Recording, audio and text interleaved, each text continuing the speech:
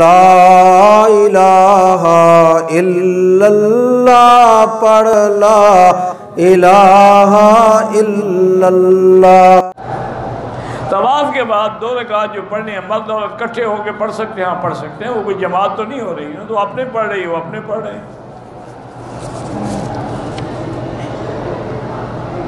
ایک عورت نے 4 چکر لگائے، ہوٹل چلے گئے، بعد میں صفا مروا کیا، بالکل دم میں طواف ہوا ہی نہیں۔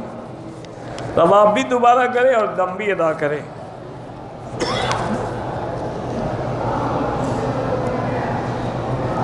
میں اپنی والدہ کی ہر ممکن خدمت کرتا ہوں، لیکن وہ پھر بھی ناراض ہو جاتی، کوئی بات، ان کی ناراضگی بھی تمہارے لیے دعا ہے۔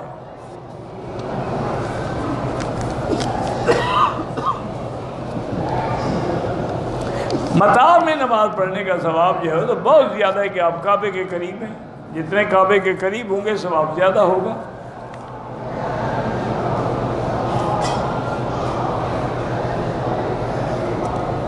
میری بیوی سے جھگڑا ہوا، میں نے کہا کہ تم میری طرف سے آزاد ہو، پھر 4 روز کے بعد پھر جھگڑا ہوا، میں نے 3 طلاقیں دے، تو پکی آزاد ہو گئی نا، جان چھوٹی۔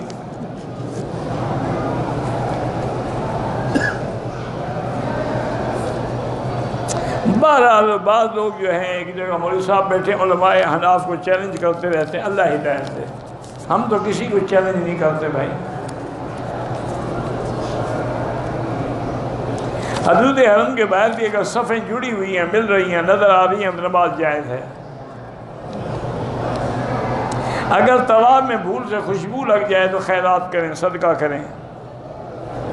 مسجد عائشہ سے عمرہ کرنا ہو تو عورت کے لیے غسل ضروری ہے؟ کوئی ضروری نہیں، سنت ہے، کر لے، مرضی نہ کرے نہ مرضی۔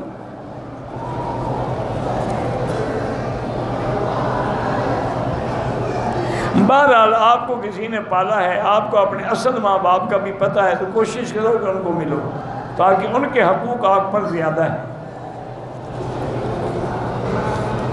قیامت میں سے پہلے کوئی لوگ آئیں گے جو سبز پگڑی باندھیں گے، میں نے تو یہ حدیث نہیں پڑھی، اللہ عالم، آپ نے پڑھی ہو تو مجھے بھی بتا دینا۔